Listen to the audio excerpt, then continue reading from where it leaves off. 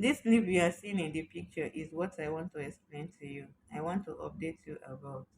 Yes, it is an old leaf. We know it for a very long time, but we are forgetting about this particular leaf. I said, let me remind you about this leaf because it is still existing. And the value did not decrease. Yes, the value did not decrease. What is this leaf? In Nigeria, we call this particular leaf independent leaf because it was discovered shortly after independence in 1960. That is why Nigeria called it independent leaf. Other parts of Nigeria call it different names. For instance, Yoruba call it Awolowo leaf or Akintola leaf. Igbos call it Obiarohoro. Obiarohoro, which means it came new, corresponding to that particular name, independent plant, because this leaf was not known in Nigeria until after independence. The botanical name for this particular leaf is Chromolina odorata. So if you want to know more about this particular leaf, you can Google it and you study more about this particular leaf. When there is important message I want to update you about. This leaf was used mainly for treating external injury in that particular time where when hospitals were not very close. So how do we use this leaf? We used it that time in treating external injury. How do you use it in treating external injury? You just need to squeeze few leaves, like two leaves, in between your fingers. Add a little water if you have access to water at that particular moment. Some people, when worst come to worst, they will use their saliva to bring out some water from that particular thing, which is not really hygienic. But this is when you don't have any option. That is what many people will do.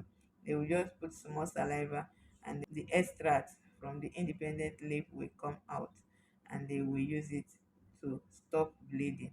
And it stops bleeding immediately. It works like magic. Then listen and listen attentively.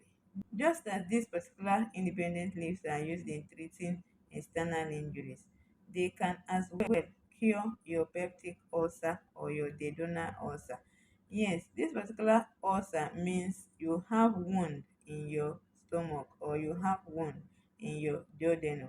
So when you have this particular wound and you have access to these particular leaves, what do? Get few fresh leaves of this particular plant, that is the tip of it. Get the young aspect of it, the ones that are just growing new from the plant. When you get them, squeeze it and squeeze it very well until its own water starts coming out. When its own water has come out, then you add a little water to sieve out its own extract. Yes, that is what you do. And you take this particular solution every day, half cup. Every day you take it half cup. And you are going to see that it is going to work for you like a magic. It heals wound, both the one you have in external and the one you are not seeing that is inside, which is your stomach. I don't mean internal bleeding like when you are bleeding in your vessels. No, it is not that one.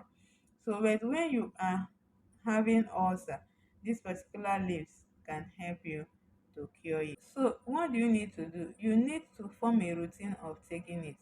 Tell yourself every month I'm going to take it for 1 week consecutively, or in every 2 weeks I'm going to take it for 3 days, or in every 3 weeks I'm going to take it for 1 week.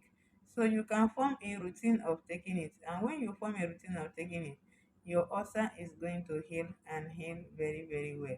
But remember, once your ulcer is healed, you still need to abstain from some of the things that will trigger ulcer, because if you return to it and you also stop taking this particular thing, it is going to reoccur. I am going to bring more updates on this particular leaf because the importance did not end in only curing external injury and peptic ulcer.